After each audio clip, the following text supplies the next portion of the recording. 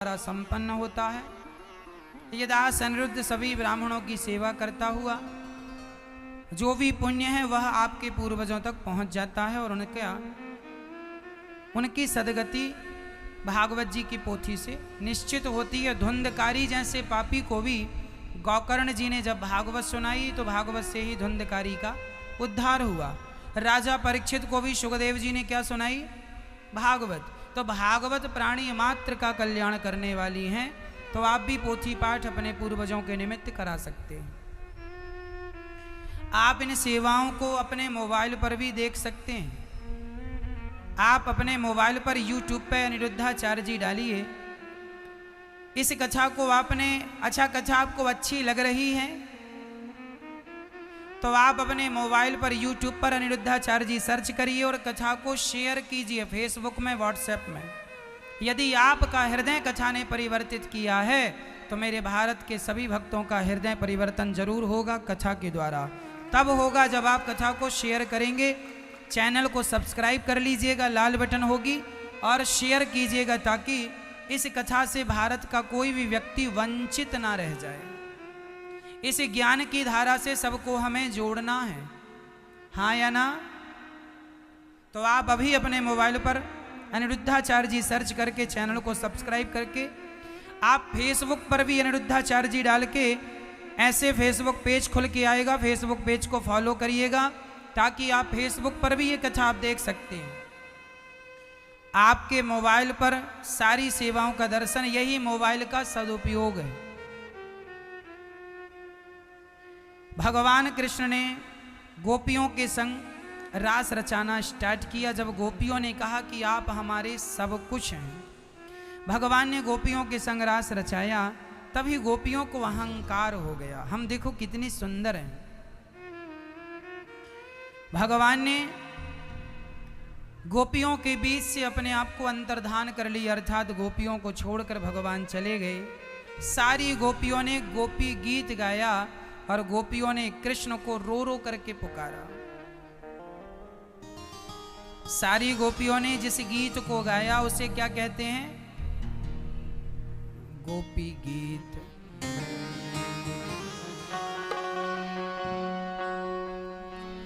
गोपियों ने कहा श्याम सुंदर नहीं आए तो प्राण निकल जाएंगे।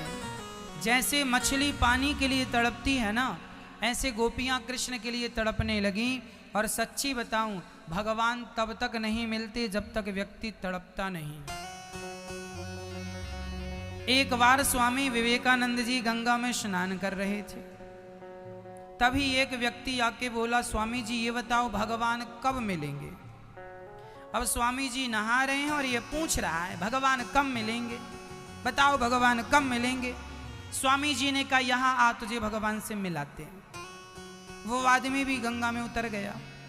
स्वामी जी ने उसका सिर पकड़ के गंगा जी में डुबा दिया और पूरी ताकत लगा दी। चढ़ गए स्वामी विवेकानंद जी। वह आदमी छटपटाने लगा। अब पूरी ताकत लगा के बाहर आया, गहरी सांस लिया, बोला मार डालोगे क्या? स्वामी विवेकानंद जी ने कहा ये बता, जब मैंने तेरा सिर पकड़ के पानी में डुबाया तो तू बाहर आने के लिए क्या कर रहा था? बोले मैं बाहर आने के लिए छटपटा रहा था, मैं प्राणों के लिए छटपटा रहा था। स्वामी विवेकानंद जी ने कहा जैसे पानी में डूबता हुआ पानी से बचने के लिए छटपटाता है, उसी प्रकार कोई भगवान के लिए ऐसे ही छटपटाएगा, उसी दिन उसे भगवान मिल जाएंगे। जैसे वो पानी से बाहर निकलने के लिए छटपटा रहा, तड़प रहा, उसी प्रकार की तड़प भगवान को पाने के लिए आपके अंदर आ गई, उसी दिन भगवान मिल जाएंगे। हम तड़पते नहीं है, छटपटाते नहीं है, भगवान मिलते नहीं। गोपियां वैसे ही तड़प रही हैं जैसे मछली तड़पती है।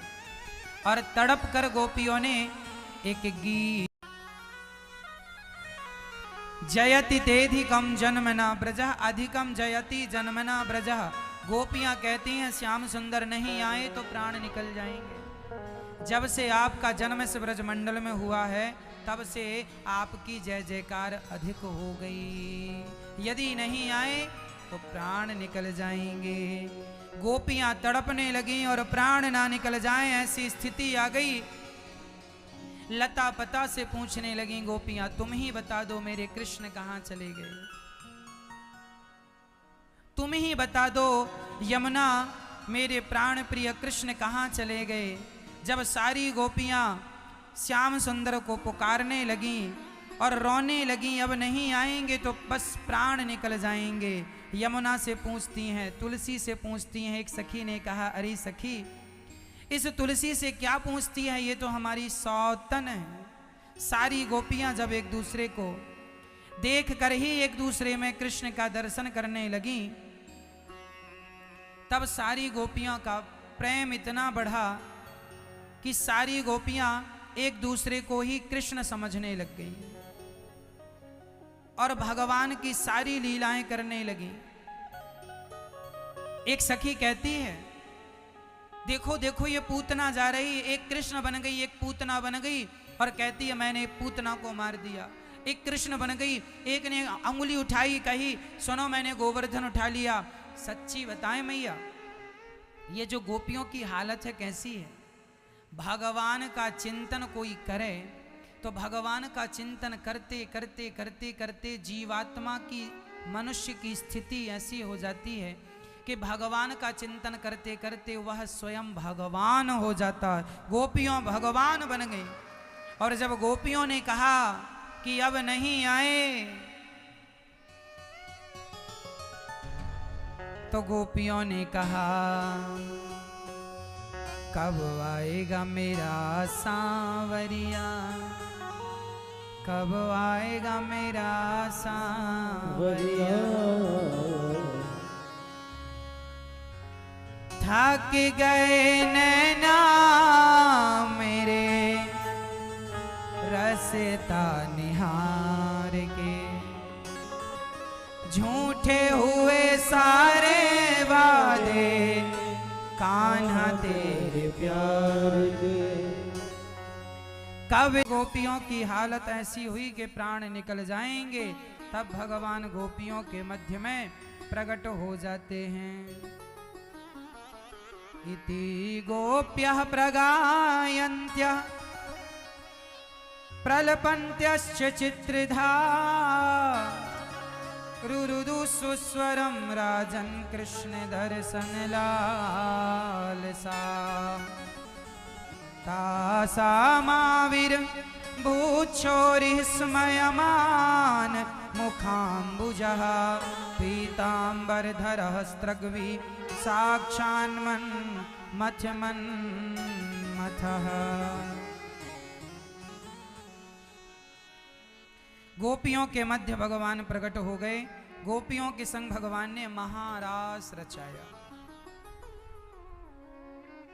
महारास रचाकर भगवान ने अपनी गोपियों को आनंदित किया, कृतार्थ किया। उस रास में शंकर जी भी आए, ताता थैया करके गोपियां नाच रही हैं और सभी गोपियों को भगवान आनंदित कर रहे हैं। अभी हम आपको भगवान का ये रास पूरा हुआ, उसके बाद सुदर्शन और शंखचूड़ नाम का के दैत्य का भगवान ने उद्धार किया। युगल गीत गोपियों ने गाया है, भगवान ने अरिष्टासुर का उद्धार किया और भगवान श्री कृष्ण को लेने के लिए अक्रूर जी आए हैं। केसी और व्योमासुर का भगवान ने उद्धार किया। अच्छा, भगवान को लेने जब अक्रूर जी आए ना, तो भगवान के सामने गोपियां लेट जाती हैं, हमें मार दो फिर चले जाना। गोपियों का प्रेम भगवान से इतना था मैया कि गोपियां एक पल का वियोग बर्दाश्त करने को तैयार नहीं थी। अच्छा, ये जो प्रेम है ना, ये प्रेमियों की भाषा प्रेमी ही जानते हैं। माँ यशोदा रोटी और मक्खन लेके आई, कन्हैया तुम जा रहे हो, क्या हम तुम्हारे बिना जी पाएंगी? भगवान ने माँ को समझाया, माँ मैं जा रहा हूँ केवल 2 दिन के लिए। 2 दिन की सांत्वना देकर भगवान चले गए। मथुरा जब गए, वृंदावन 11.5 वर्ष की आयु में भगवान ने वृंदावन छोड़कर मथुरा चले गए। सारी गोपियां रोती रह गईं। जाते जाते भगवान ने अपनी बांसुरी राधा रानी को दे दी कहा जब भी बजाओगी हम तुम्हारे सामने हो जाएंगे। एक पल के लिए भी भगवान सच्ची बताएं मैया, एक रूप से भगवान वृंदावन से बाहर चले गए, पर एक रूप से भगवान तो वृंदावन में ही रह गए। अनेक रूप रूपाय विष्णवे प्रभु विष्णवे, भगवान वृंदावन से बाहर नहीं गए। जैसे रावण ने जिस सीता मां को चुराया, वो सीता मां कौन थी? बताओ कौन थी? वह असली सीता नहीं थी। राम जी ने असली सीता को, असली माता सीता को तो अग्नि में प्रवेश करा दिया है। अग्नि ही एक रूप सीता मां का रूप लेके, सीता मां की परछाई कह दो, सीता मां अग्नि ही एक सीता मां के रूप में भगवान ने अपनी माया से एक सीता प्रकट कर दी भगवान ने। रावण वो सीता लेके गया, इसलिए जब रावण मरा तो राम जी ने अग्नि परीक्षा ली। आपने सुना होगा, राम जी ने सीता जी की अग्नि परीक्षा नहीं ली, बल्कि सीता जी अग्नि में समा चुकी थी तो अग्नि से वापसी ली। सीता जी की वो क्या थी? वापसी। अच्छा, जो रावण ने सीता को चुराया, वो माता सीता जो थी वह माया की बनी नकली सीता थी। वह सीता ही इस जन्म में द्वापर युग में द्रौपदी बन के प्रकट हुई। जो द्रौपदी है कृष्ण की बहन, भगवान कृष्ण की बहन, वह द्रौपदी कौन है? वह माता सीता, वह सीता जिस सीता को रावण ने चुराया था। रावण ने असली सीता नहीं चुराई। जैसे असली सीता तो अग्नि में रह गई, नकली सीता को रावण ले गया, उसी प्रकार असली कृष्ण तो वृंदावन में ही रह गए। कृष्ण का एक दूसरा स्वरूप वृंदावन से बाहर जा रहा। भगवान वृंदावन से बाहर नहीं गए। आज भी भगवान बिहारी जी के रूप में उपस्थित हैं और वही बिहारी जी दास को गौरी गोपाल के रूप में प्राप्त हुए हैं। वही भगवान गौरी गोपाल भगवान। तो जब भगवान जाने लगे तो 2 दिन का कह के चले गए। भगवान गए, कंस के यहाँ पहुंचे, वहां भगवान के कपड़े जरा गांव वाले थे। ब्रजवासियों ने कहा शहर आए हो तो जरा शहर वाले पहनो, तो वहां कंस का धोबी जा रहा था। भगवान ने यूं ही कह दिया, मामा जी राम राम, कपड़ा दोगे क्या? धोबी बोला, तुमने बाप की राज में ऐसे कपड़े पहने हैं? भगवान ने कहा कपड़े मांगे बाप तक चला गया, चलो इसको बाप तक पहुंचा ही देते हैं। एक थप्पड़ दिया तो अपने असली बाप तक चला गया। भगवान के घर सबके पिता मर गया धोबी। ये वही धोबी थे जिनके कहने से माता सीता का राम जी ने त्याग किया। आज मैंने, राम जी ने सीता माँ का त्याग किया, आज मैंने 3 बार जिक्र किया है पूरी कथा में। यह तीसरा जिक्र है राम जी का। आप लोग सोच रहे होंगे कि राम जी ने माता सीता को क्यों त्याग दिया, क्यों घर से निकाल दिया? आपको बता दूं, भगवान राम ने माता सीता का त्याग नहीं किया था, तो फिर राम जी, फिर सीता माँ को जंगल क्यों जाना पड़ा? ये कथा हमने आपको यहाँ सुनाई कि नहीं अभी तक, कि राम जी ने सीता का त्याग क्यों किया? ये सुनाई कि नहीं हमने आपको? नहीं सुनाई, सुना देते हैं। आपको जल्दी तो नहीं है? मैया भूख लगी हो तो भोजन बुलवाएं। हाँ।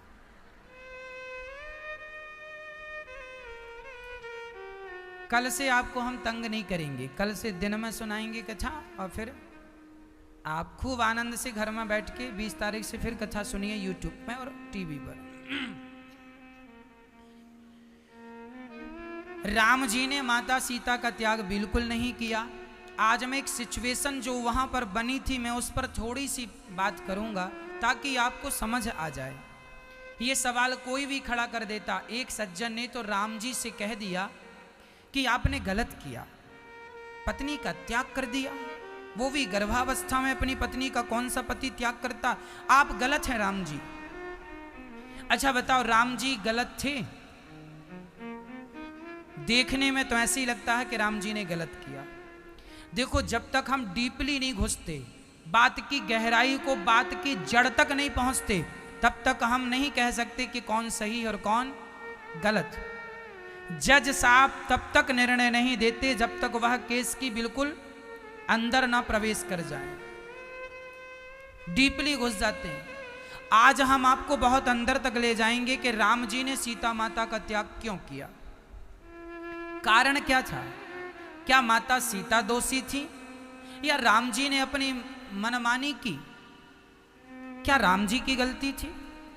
सुनो, गलती किसकी थी आप ही निर्णय करिएगा। अभी थोड़ी देर में आप ही ज्ञानी हो जाएंगे। बात ऐसी थी कि अयोध्या में सरयू जी के उस पार एक गांव था। उस गांव की एक महिला, बात शुरू कहां से हुई मैं वहां से शुरू करता हूं। एक महिला अयोध्या में बर्तन और झाड़ू का काम करने आती थी। काम वाली बाई एक धोबी भाई की पत्नी आया करती थी अयोध्या में बर्तन और झाड़ू करने के लिए। एक दिन वह अपने घर वापसी जा, अच्छा उसका घर सरयू जी के उस पार था, तो वह नाव से आती थी और नाव से जाती थी। एक दिन क्या हुआ, वह जा रही थी, थोड़ा लेट हो गई और अचानक मूसलाधार पानी गिरना शुरू हो गया। और सरयू जी में बाढ़ थी, बारिश का समय था, वो पानी गिरने लगा। अब पानी गिरने में नाव तो चल नहीं सकती। अब यह महिला सरयू के किनारे आ गई, उस केवट के पास जिस केवट से रोज ये उस पार हुआ करती थी। केवट रोज नाव में बिठा के इस महिला को पार लगाया करता था। ये उस केवट को भैया कह के बुलाती थी। देखो, रिश्ते कितने भी पवित्र हों, पर जो व्यक्ति कलंकित करना चाहे वो तो कर ही देता। इस महिला ने उस केवट को भैया कह के बुलाती थी, भाई का संबंध था। परंतु आज पानी गिर गया, बारिश ज्यादा हो गई। अब वापस वो अयोध्या भी नहीं जा सकती और अपने गांव भी नहीं जा सकती। मजबूरी में उसे रात उस केवट के घर में गुजारनी पड़ी, सरयू के किनारे। रात गुजार के जब वो सवेरे अपने घर गई तो उसके पति ने प्रश्न किया, रात में कहाँ थी? उसने कह दिया कि मैं केवट भाई के घर में रुक गई थी क्योंकि पानी था, मूसलाधार नाव आ नहीं सकती थी, मेरी मजबूरी थी। अच्छा बताओ, उस महिला की मजबूरी थी कि नहीं? लेकिन ना कुछ पुरुष लोग ना मजबूरी समझते नहीं। वह पत्नी का पति अपनी पत्नी से जानते हो उसने क्या कहा? बोले, जा, हम तुम्हें अब घर में नहीं रखेंगे, तुझे घर में नहीं रखेंगे। क्यों? मैं कोई राम थोड़ी हूं जो रावण के यहां सीता रही और राम जी ने उन्हें स्वीकार कर लिया। मैं कोई राम नहीं हूं, जा, मैं तुझे स्वीकार नहीं करता। ये बात एक आदमी ने कही। सुनना जरा, जब एक बात एक व्यक्ति ने कही तो वह महिला घर के बाहर डेरा डाल के रहने लगी। तो गांव वालों ने पूछा कि तू घर के अंदर क्यों नहीं जाती? उसने कह दिया कि मेरे पति मुझे नहीं रखते, कहते हैं मैं कोई राम थोड़ी हूं कि सीता को रख लूं, तुझे रख लूं, तू पर पुरुष के पास रह के आई है, तू अपवित्र हो गई है, मैं तुझे स्वीकार नहीं करता पत्नी के रूप में। अब एक से दूसरे, दूसरे से तीसरे, सारे गांव में काना फूसी चालू हो गई। सारी अयोध्या में हल्ला हो गया कि राम जी ने सीता को रख लिया, गलत किया, गलत किया, गलत किया। आपको बता दूं, आप ये लोगों की कानाफूसी कोई आज की थोड़ी है, त्रेता युग से चली आ रही है। समाज ने कह दिया कि राम जी ने सीता को रखा, गलत किया। एक सज्जन ने कहा कि माता सीता ने लंका से आकर अग्नि परीक्षा दी, तो अयोध्या वालों ने कहा हमने थोड़ी देखी है, हो सकता है राम जी झूठ कह रहे हो। ऐसा अयोध्या की प्रजा ने बातें शुरू कर दी। जब ये बातें कुछ ज्यादा ही होने लगी, एक दिन राम जी के कानों में ये बातें आई, तो राम जी बड़े दुखी हुए कि राम राम, मेरी प्रजा अपनी सीता पर, अपनी माता पर संदेह कर रहे हैं। रानी प्रजा के लिए माता होती है और राजा पिता प्रजा के लिए पिता होता। ये अपनी मां पर संदेह कर रहे हैं और साक्षात माता सीता तो जगत जननी है, उन पर संदेह है। राम जी स्वयं एक दिन सामान्य रूप बना के शहर का नगर का मुआयना करने गए तो राम जी ने यह बात पाई कि लोग ताने मार रहे हैं कि मैं राम जी की जगह होता तो मैं तो सीता को स्वीकार नहीं करता। अब राम जी बड़े उदास रहने लग गए। एक दिन सीता माँ ने पूछा कि प्रभु आप उदास हैं? राम जी ने कोई जवाब नहीं दिया। तो जो माता सीता की दासी थी ना, उसने बताया कि आपके बारे में समाज में ऐसी ऐसी बातें चल रही हैं। तब माता सीता समझ गई कि मैं ही सबसे बड़ा कारण हूं। तो सीता माँ ने राम जी से कहा, नाथ मैं जानती हूं कि आप मुझसे बहुत प्रेम करते हैं। यदि राम जी प्रेम ना करते माता सीता से तो रावण से क्यों लड़ते, समुद्र में सेतु का निर्माण क्यों करते।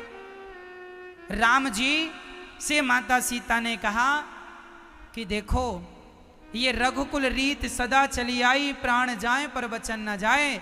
ये रघुकुल की जो राज सिंहासन है ये कभी कलंकित नहीं हुई। माता सीता ने कहा कि मेरे कारण यदि ये समाज इस गद्दी को कलंकित कह रही है तो मैं ही यहां से चली जाती हूं। राम जी ने ये नहीं कहा सीता तुम चली जाओ, वो प्रजा का दबाव था और राम जी राजा थे।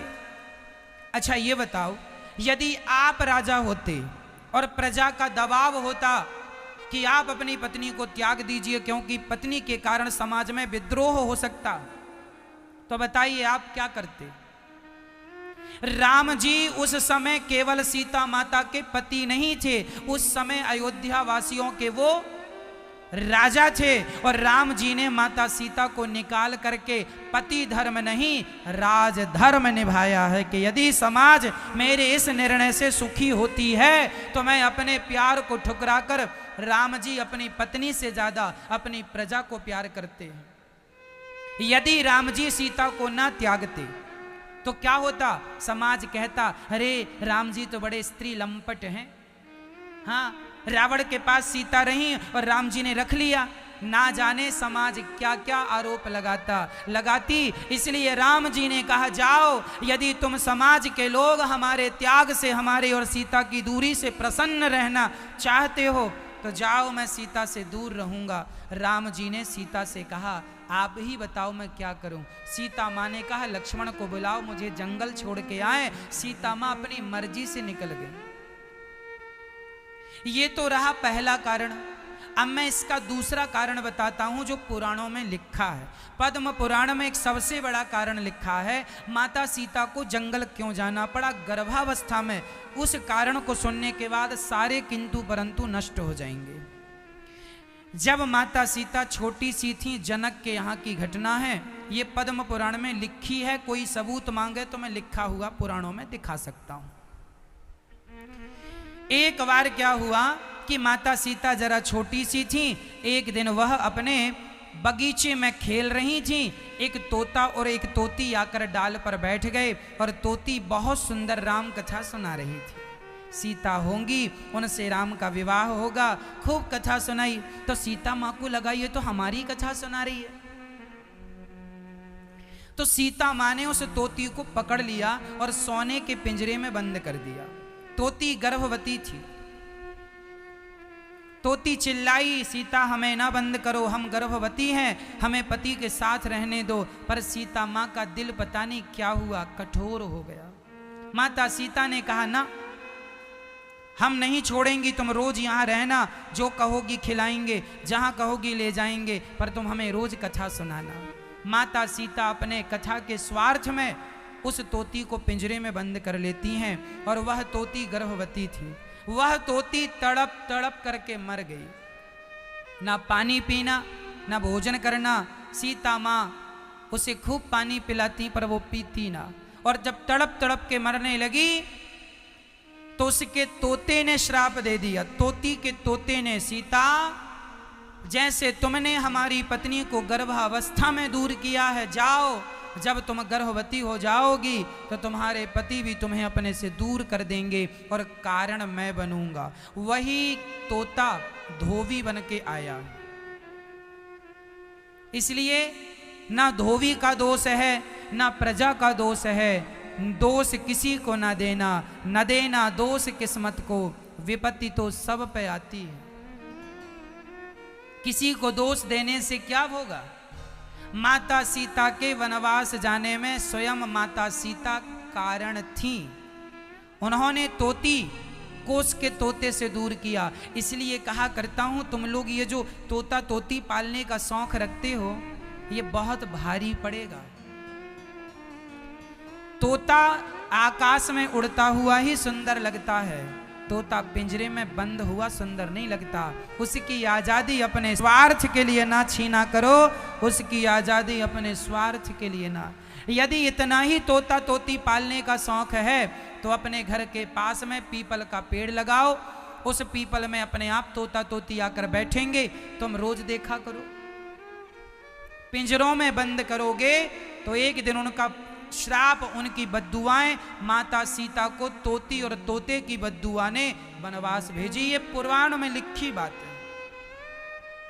इसलिए कभी तोता तोती नहीं पालना चाहिए। कई लोग तो पंख काट देते हैं तोता तोती के। हाँ, पिंजरों में लोग पालते कि नहीं घरों में? बाबूजी को बड़ा शौक है तोता पालने का। तुम्हारे भी पंख किसी समय में कटेंगे, ऐसे जैसे तुमने उसकी उड़ान बंद कर दी, तुम्हारी भी उड़ान कम होगी।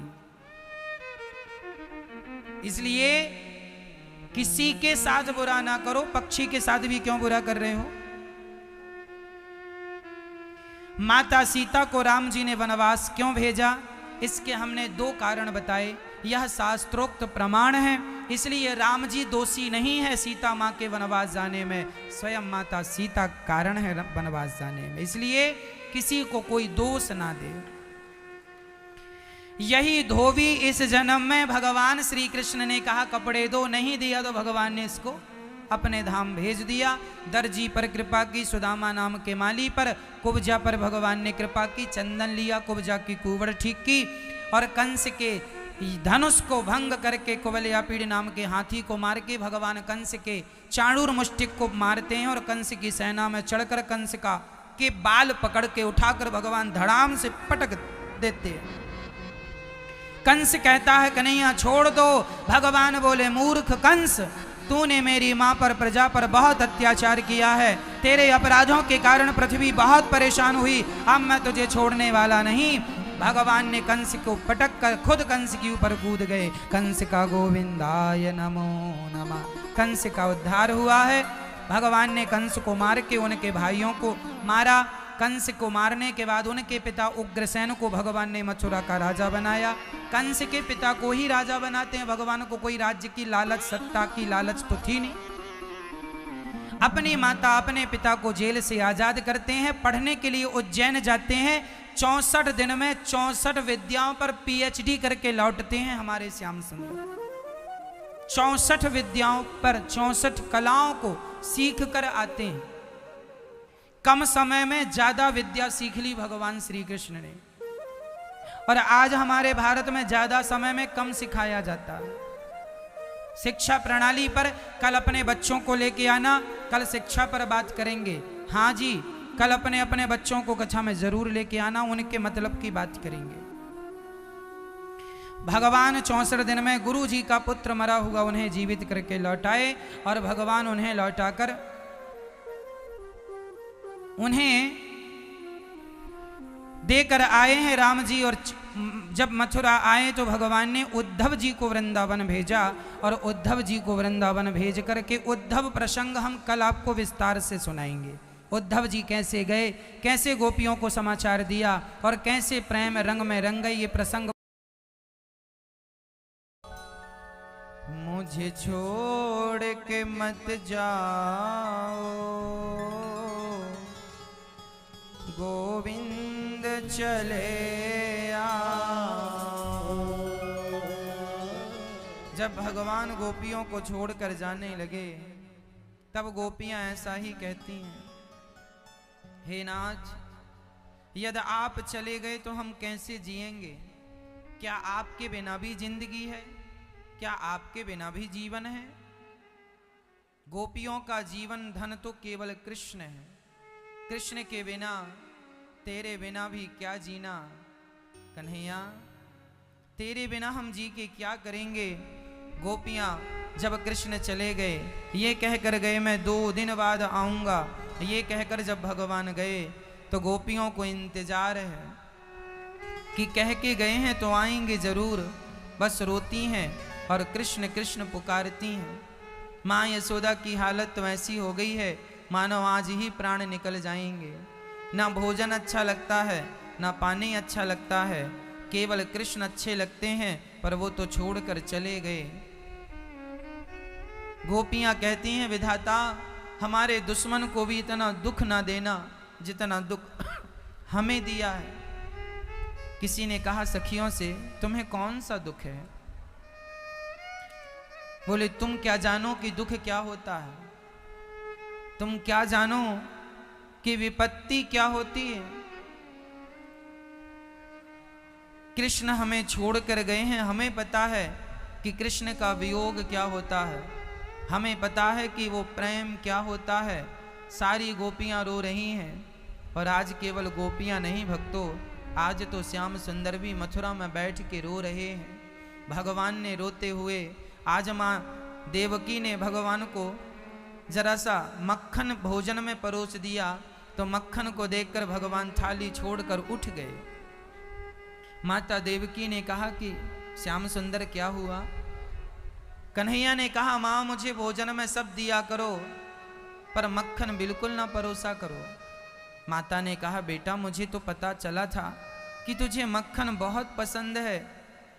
श्याम सुंदर बोले माँ जब मैं मक्खन को देखता हूँ तो इस मक्खन में मुझे माँ अपनी यशोदा की सूरत नजर आ जाती है, मुझे अपनी माँ यशोदा की याद आ जाती है, और मैं मक्खन को देखता हूँ तो अपने ब्रज की याद आ जाती है। वो गोपियों के घर जाकर मक्खन चुराना, वो ग्वाल वालों के संग मक्खन बांटना, वो माँ यशोदा के हाथ से मक्खन खाना। माँ मुझे मक्खन पसंद है परंतु सिर्फ अपनी माँ यशोदा के हाथ का। मुझे माँ देवकी माँ से कहा भगवान ने मुझे मक्खन ना परोसा करो माँ। आज भगवान रोने लगे। तभी उद्धव जी वहां आए और भगवान ने उद्धव जी से रोते हुए उन्हें हृदय से लगाकर कहा मेरे सखा मेरे मित्र क्या तुम मेरा एक छोटा सा काम कर दोगे? हाँ हाँ जरूर कर दूंगा, बोलो काम क्या है? तब भगवान ने उद्धव से कहा घनश्याम ने उद्धव से वृंदावन जरा जाना,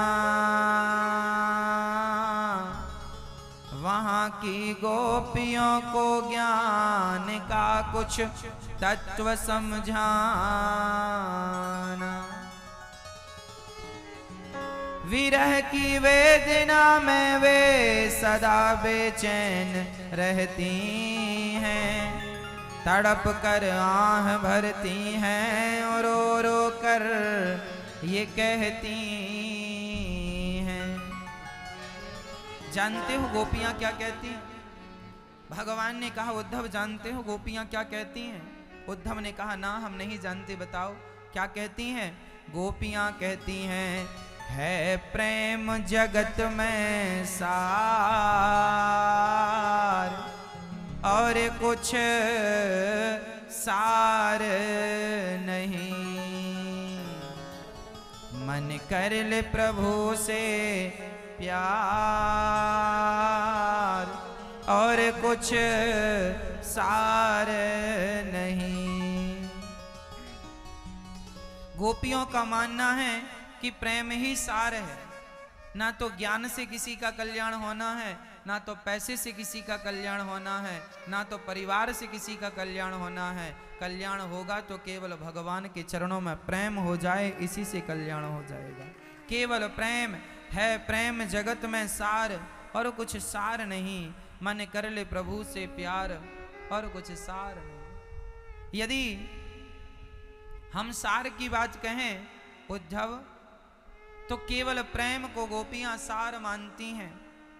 उद्धव हंसने लगे कन्हैया मैं तो ज्ञानी हूं, मुझे नहीं पता कि ये प्रेम क्या होता है। भगवान ने कहा इसलिए तो तुमसे कह रहे हैं तुम वृंदावन चले जाओ। मेरी मां रो रही हैं, गोपियां रो रही हैं। उद्धव ने कहा रो क्यों रही हैं? बोले मैंने झूठ कहा था। आपने झूठ बोला?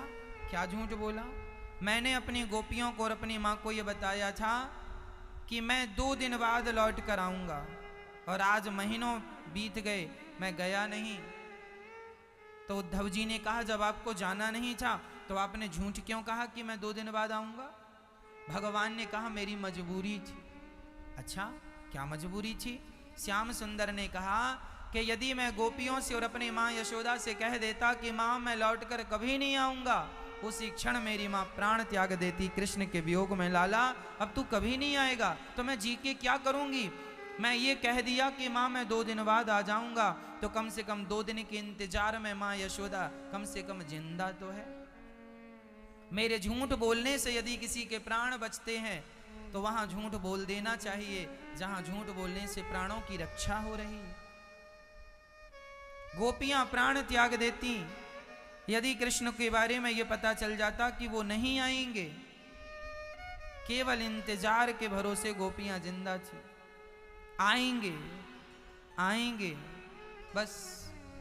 एक सखी जब रोती तो दूसरी उसे समझाती, पगली रोती क्यों है? सखी कहती क्या बताऊं, अब मेरा मन करता है मैं मर जाऊं। दूसरी बोली मरने का क्यों जी करता है तेरा? बोली कहा था श्याम सुंदर ने आऊंगा, अभी तक तो आया नहीं, अब मैं जी के क्या करूं, अब मैं मर रही हूं। गोपी ने अपना प्राण त्यागना निश्चित कर लिया। तब दूसरी गोपी गई, उसे समझाने लगी, अरे सखी यदि तू मर गई और उसी समय कृष्ण आए तो बता, फिर कृष्ण पूछेंगे कि मेरी फला गोपी कहाँ है, तो हम सब क्या उत्तर देंगी? सखी मरना ही है तो पहले इन आंखों से श्याम सुंदर का दर्शन क्यों नहीं कर लेती? अरे मरना तो है ही, एक दिन हम सबको मर ही तो जाना है। यदि मरने के पहले इन आंखों में श्याम सुंदर बस जाएं, लौट के आजा मेरे श्याम, लौट के आजा मेरे श्याम, लौट के आजा, लौट के आजा।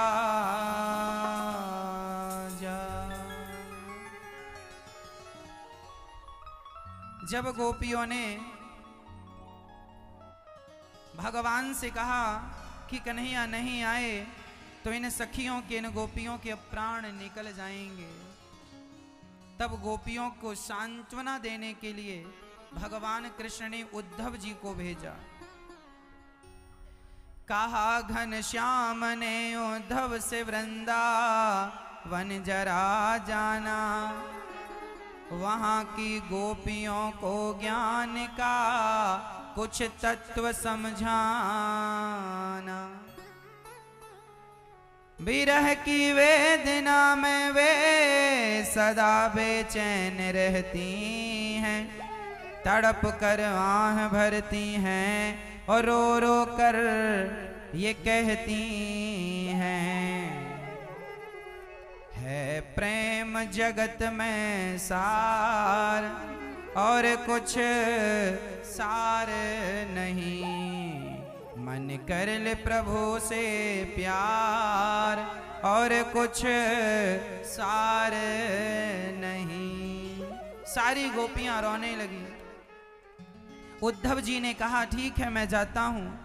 चले मथुरा से जब कुछ दूर वृंदावन निकट आया, वहीं से प्रेम ने अपना अनोखा रंग दिखलाया। जैसे उद्धव जी वृंदावन आए ना, वहां से प्रेम ने अपना रंग दिखाया। भक्तों, ये वृंदावन प्रेम की नगरी है। जैसे ही वृंदावन पहुंचे, उलझ कर वस्त्र में कांटे लगे उद्धव को समझाने, तुम्हारा ज्ञान पर्दा फाड़ देंगे प्रेम दीवाने। उद्धव जी का दुपट्टा कांटों में उलझ गया और मानो कांटों में उलझकर वह दुपट्टा फट गया। उद्धव जी ने कहा, वाह रे वृंदावन के कांटों, हमने क्या बिगाड़ा था, तुमने हमारा दुपट्टा फाड़ दिया। तब उन कांटों से आवाज आई, उद्धव ये प्रेम की नगरी है और यहाँ तुम ज्ञानी बन के प्रवेश कर रहे हो। जैसे हमने तुम्हारा दुपट्टा फाड़ दिया, उसी तरह गोपियाँ तुम्हारे ज्ञान का पहाड़ा फाड़ देंगी, क्योंकि ये ज्ञान की नहीं, ये प्रेम की नगरी है प्रेम जगत में सार और कुछ सार नहीं। मन कर ले प्रभु से प्यार और कुछ सार नहीं। ये गोपियां केवल प्रेम करना जानती हैं। आज उद्धव जी जब आए और भैया किसी से पूछा कि भैया ये माता यशोदा कहाँ रहती हैं, सारे ब्रजवासी, उनको लगा कि मेरे श्याम सुंदर आए। अच्छा, जिस दिन से कृष्ण गए थे ना, उस दिन से ग्वाल वाल रास्ते पर खड़े हो जाते, पूरा दिन खड़े रहते, पूरा दिन खड़े होकर इंतजार करते कि 2 दिन का कह के गए हैं ना, तो अब आते होंगे, अब आते होंगे, अब आते होंगे। मैंने मोहन को बुलाया है, वो आता होगा। जब गोपियां रोने लग जाती और जब गोपियां बेहोश हो जाती, तो कुछ ग्वाल वाल, कुछ गोपियां बोली, अच्छा धैर्य रख, मैंने मोहन को बुलाया है, वो आता होगा, तुम भी आना। सुनो सखी, आज हमारे कन्हैया आने वाले हैं, आज 2 दिन पूरे हो गए। हाँ, तुम भी आना, तुम भी आना, तुम भी आना, तुम भी आना। गोपियां सबको घर घर जाके निमंत्रण दे रही हैं। सखी तूने सुना, आज हमारे कन्हैया आने वाले हैं, कह के गए हैं ना 2 दिन बाद आऊंगा। आज तो बहुत दिन हो गए, अब तो आते ही होंगे, आज तो निश्चित आएंगे। वो सखियां उन्हें देख देख के रोने लगती। सखी तुम कल भी ये कहने आई थी कि आ जाएगा, परसों भी ये कहने आई थी आ जाना, 1 महीना पहले भी तुम ये कहने आई थी कि आ जाएगा, आ जाएगा, आ जाएगा, आ जाएगा। बस गोपियां सबको बुलाती, इकट्ठा करती और कहती, तुम भी आना, तुम भी आना।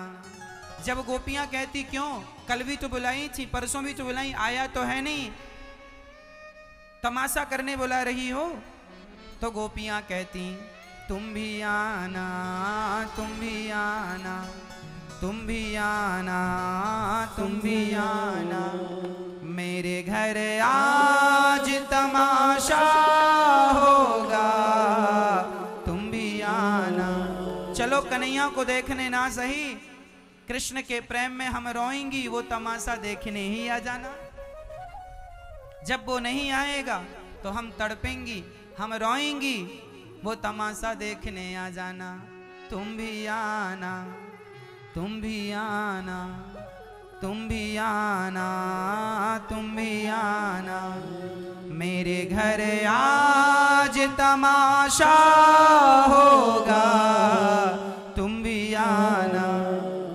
जब गोपियां बिल्कुल मरने की स्थिति में, तब गोपियां कहती हैं, समझाती हैं, झूठा ही दिलासा दिलाती हैं, मैंने मोहन को बुलाया है, वो आता होगा, मरना मत, मैंने बुला दिया, मैंने मोहन को बुलाया है, वो आता होगा, मरना मत। कृष्ण के वियोग में गोपियां अपना दिन कैसे गुजारती हैं, अपनी रात कैसे गुजारती हैं।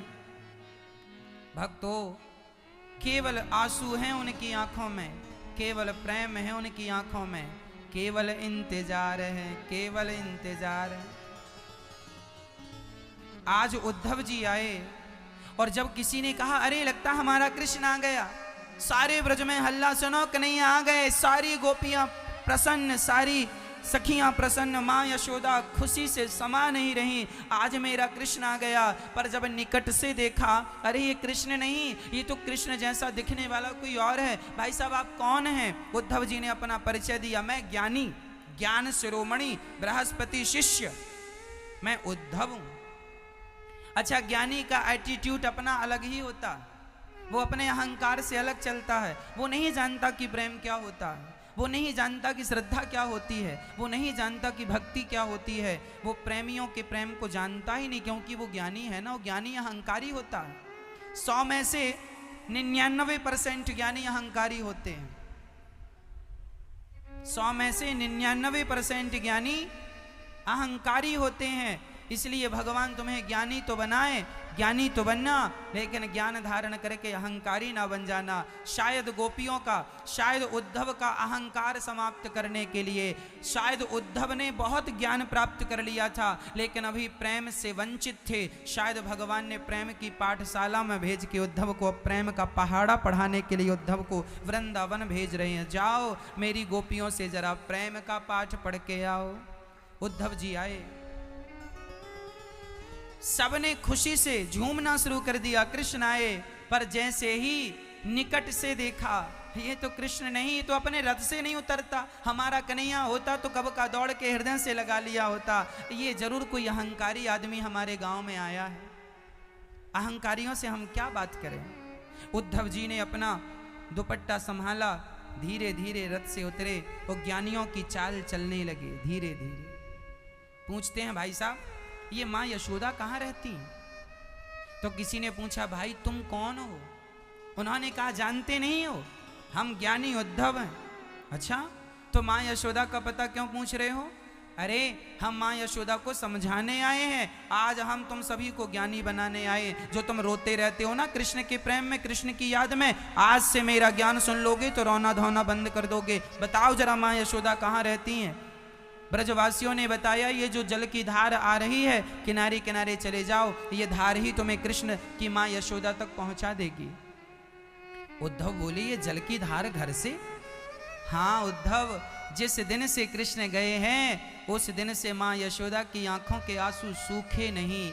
इतना माँ रोई, इतना माँ यशोदा की गैया रोई, इतना गोपी और ग्वाल रोए कि ये छोटी सी नदी ही बन गई आंसुओं की। और आज तक वृंदावन का पानी खारा है, क्योंकि आंसुओं का स्वाद खारा होता है। उद्धव जी को ज्ञान का कुछ अहंकार जरा एक गांठ खुल गई। चले माँ यशोदा से पाला पड़ा, सामना हुआ। माँ यशोदा गुमसुम रहती हैं, पालने को झूले खाली पालने को झुलाती हैं और कहती हैं सो जा कन्हैया, कब तक जागेगा? तभी उद्धव जी ने आवाज लगाई, मैया ओ मैया मैया। माँ यशोदा को लगा मेरा कृष्ण आ गया, दौड़ पड़ी, कन्हैया आ गया, कन्हैया आ गया। उद्धव को कृष्ण समझ के हृदय से लगा लिया, माथे को चूम लिया। उद्धव ने कहा माँ मैं कृष्ण नहीं, उनका मित्र ज्ञानी उद्धव हूं, ज्ञानी हूं। मां यशोदा ने छोड़ दिया, राम राम। हम जैसे पागल, हम जैसे प्रेमियों को प्रेमी अच्छे लगते हैं, ये तो ज्ञानी है। बताओ मेरे कृष्ण कहाँ हैं, कब आएंगे? उद्धव जी ने कहा वो उन्होंने हमें भेजा है। मां आप रोती क्यों हो? वो भगवान है जिनके लिए आप रो रही हो। न माता न पिता तस्या न भार्या न सुतादयः नात्मीयो न परश्चापि न देहो जन्म एव च। माँ जिसे आप अपना पुत्र कहती हो ना, वो किसी के पुत्र नहीं है, वह भगवान है। माँ वो भगवान है। तब माँ यशोदा ने कह दिया उद्धव तुम्हारे लिए कृष्ण भगवान होंगे, हमारे लिए तो केवल हमारा पुत्र है। क्या तुम भगवान को बांध सकते हो उद्धव? नहीं, पर मैंने अपने पुत्र को उखल से बांधा है। अब बताओ क्या भगवान बन सकते हैं? पर वो भगवान नहीं, तेरे लिए भगवान होंगे, मेरे लिए तो मेरे पुत्र हैं। जाकी रही भावना जैसी प्रभु मूरत देखी तिन तैसी। जो जिस भाव से भजता है उस भाव से भगवान दर्शन देते हैं। भगवान उद्धव जी के पास पूरी रात चर्चा हुई कृष्ण की। सुबह गोपियों के पास गए और गोपियों को जब समझाने लगे उद्धव, गोपियों ने कहा उद्धव बताओ कृष्ण ने हमारे क्या भेजा है। एक चिट्ठी निकाली, प्रेम पत्र निकाला, उद्धव ने दे दिया। श्याम सुंदर ने आप सब गोपियों के लिए ये चिट्ठी, ये प्रेम पत्र भेजा है। एक सखी ने वह चिट्ठी ले ली अपने हाथ में और दूसरी ने झपट्टा मारा और चिट्ठी को छीन लिया तो चिट्ठी के 2 टुकड़े हो गए। तीसरी ने फिर उसे झपट्टा मार के छीन लिया, चिट्ठी के टुकड़े टुकड़े हो गए। उस टुकड़े को सारी गोपियों ने अपने माथे से लगाया, अपने हृदय से लगाया और रोने लगी, कन्हैया इस कागज को आपके हाथों ने स्पर्श किया है, इस कागज को हृदय से लगा रही हूं तो ऐसा लग रहा है कि आप मेरा स्पर्श कर रहे हैं और मैं आपको महसूस कर रही हूं। ऐसा उच्च कोटि का प्रेम गोपियों का। उद्धव ने कहा भाई गोपियों तुम कितनी पागल हो, क्यों? ना तो तुमने चिट्ठी पढ़ी, ना तो पढ़ने दी, और चिट्ठी को टुकड़े टुकड़े कर दिया, फाड़ दिया, अब कैसे पढ़ोगी? तब गोपियों ने कहा उद्धव जिसने कृष्ण को पढ़ रखा हो उसे कृष्ण की चिट्ठी पढ़ने की जरूरत कहाँ है। हमने तो कृष्ण को पढ़ रखा है, उनकी चिट्ठी पढ़ने की आवश्यकता नहीं है।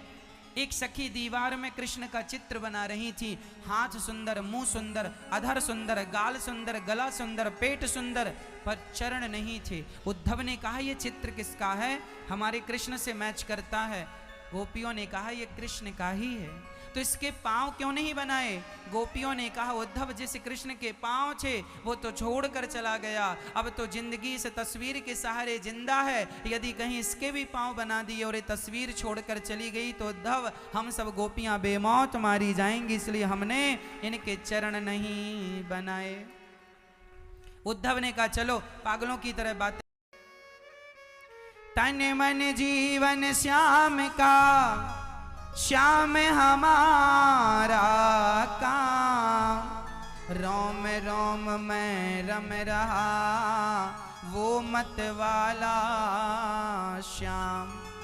इस तन में अब योग का, इस तन में अब योग का नहीं कोई ठिकाना। ऐ उद्धव हमें ज्ञान की पोथी न सुनाना, ऐ उद्धव हमें ज्ञान की पोथी न सुनाना। हम प्रेम दीवानी हैं, वो प्रेम दीवाना। उद्धव जी को गोपियों ने ऐसा उपदेश किया प्रेम का, ऐसा पाठ पढ़ाया प्रेम का कि गोपियां किस प्रेम के रंग में उद्धव जी ऐसे रंगे कि उद्धव जी राधा रानी के चरणों में गिर पड़े। और उद्धव जी को समझ में आ गया कि ज्ञान कितना भी हम हासिल कर लें, जब तक प्रेम नहीं होगा, प्रेम की दृष्टि के बिना भगवान को ज्ञान की आंखों से देखा ही नहीं जा सकता। बिना प्रेम के भगवान मिल नहीं सकते, कितना भी ज्ञान हासिल कर लो। इसलिए है प्रेम जगत में सार, और कुछ सार नहीं। मन कर ले प्रभु से प्यार, और कुछ सार नहीं। इसलिए प्रेम चाहिए। उद्धव जी राधा रानी से कहते हैं हमें ब्रज की लता पता बना दो, ताकि ब्रजवासियों की राधा रानी आपके चरणों की धूल हमें माथे पर प्राप्त होती रहे, मिलती रहे। ब्रज रज में लौट कर यमुना जल कर पान, राधे राधे रटत ही या तन सो निकले प्राण।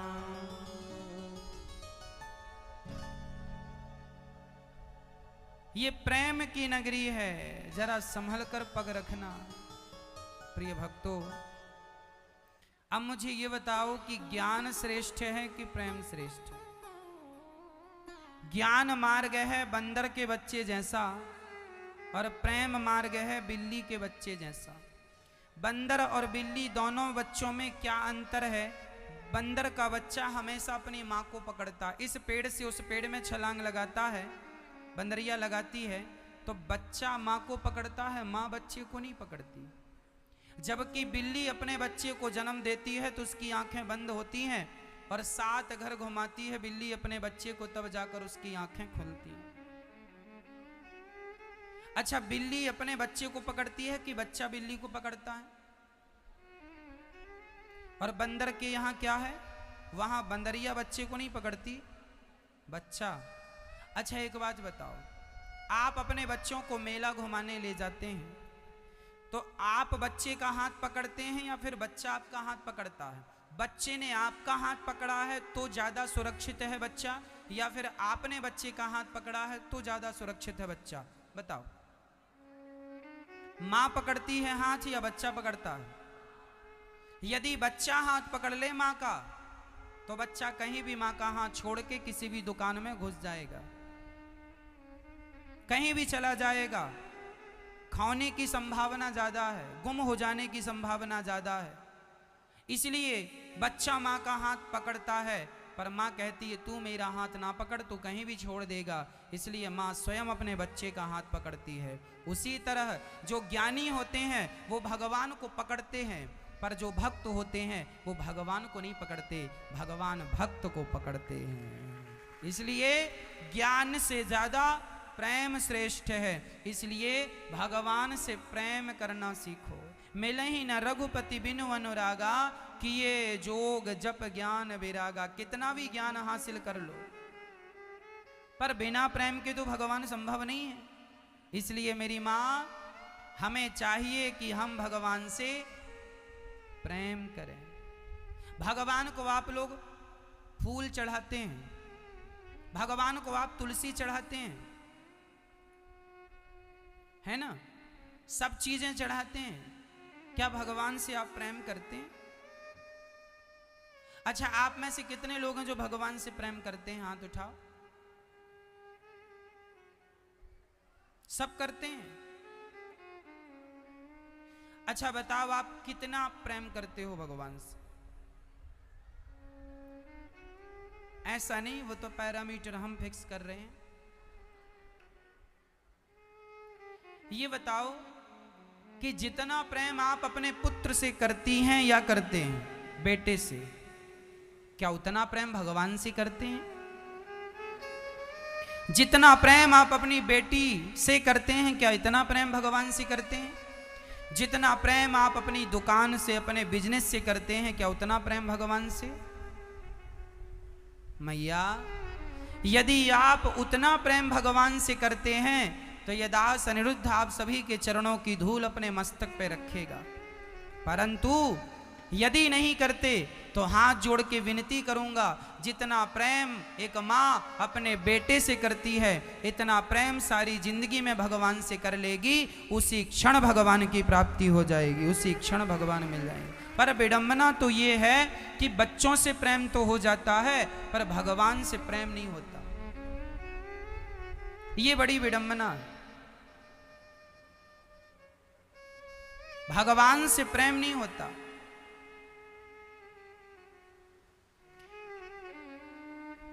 पास होने के लिए एक सब्जेक्ट में कम से कम कितने नंबर चाहिए?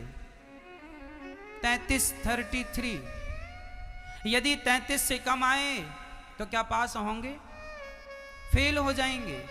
मैया, जैसे पास होने के लिए कम से कम 33 नंबर चाहिए, डिवीजन के लिए तो बढ़िया नंबर चाहिए, उसी तरह क्या आपका 33% प्यार भगवान से है? यदि 33% प्यार भी भगवान से हो गया तो आप मनुष्य की क्लास को पार करके भगवान के धाम पहुंच जाएंगे। और यदि 33% प्यार भगवान से नहीं हुआ तो फेल हो जाएंगे। फिर 84 लाख योनियां पार करो, फिर मनुष्य का शरीर पाओ, फिर भगवान से प्रेम करो, फिर 1 नंबर कम हो गया, फिर फेल। शादी के बाद एक महिला रो रही थी, हमने पूछा माँ क्यों रो रही हो? महाराज जी 4 साल हो गए बेटा नहीं हुआ। एक स्त्री बेटे के लिए जितना रोती है, 4 साल हो गए बेटा नहीं हुआ, जितने आंसू वह बेटे के लिए बहाती है इतने ही आंसू भगवान के लिए बहाई होती तो भगवान मिल जाते। आंसू वही है, केवल तुम्हारा भाव बदल जाता, भाव और विचार बदल जाते। पर विडंबना तो ये है, बेटा बेटी के लिए तो जमाना रोता है, पैसों के लिए तो दुनिया रोती है, पर भगवान के लिए आंसू कौन बहाता? आज आप लोग भगवान को पैसे चढ़ा देते हैं, मेवा मिष्ठान चढ़ा देते हैं, हलवा पूड़ी चढ़ा देते हैं, अच्छे से अच्छा महंगे से महंगा हार चढ़ा देते हैं। क्या भगवान को अपने नेत्रों का जल चढ़ाया आपने? क्या आपकी आंखों से के 2 आंसू निकले? आप रोज पूजा करते हैं भगवान की, बताओ पूजा करते समय क्या आपकी आंखों से 2 आंसू निकलते हैं? मैया पुष्प चढ़ा देना ठीक है, फल चढ़ा देना, काजू बादाम भगवान को भोग लगा देना ठीक है, पर भगवान को क्या काजू बादाम की जरूरत है? क्या मेवा मिष्ठान की जरूरत है? क्या पुष्पों की जरूरत है? क्या भगवान को रुपया पैसे हीरा मोती सोने चांदी की जरूरत है? मेरी मां, भगवान को सिर्फ आपके प्रेम की जरूरत है। एक स्त्री अपने पति से क्या चाहती है मुझे बताओ? क्या एक स्त्री पतिव्रता नारी अपने पति से धन की कामना करती है? क्या सोने चांदी की कामना करती है? अरे एक सच्ची पत्नी अपने पति से सिर्फ प्रेम की कामना करती है, केवल सच्चा प्यार चाहती है। यदि एक सामान्य सी स्त्री यदि वो अपने पति से प्रेम चाहती है तो क्या भगवान अपने भक्त से सोना चांदी चाहेंगे? वह भी तो अपने भक्त से सच्चे प्रेम की कामना करते हैं। मेरा भक्त मुझे कुछ ना दे, केवल सच्चा प्रेम करे मुझसे। लेकिन विडंबना तो ये है, हम लोग सच्चा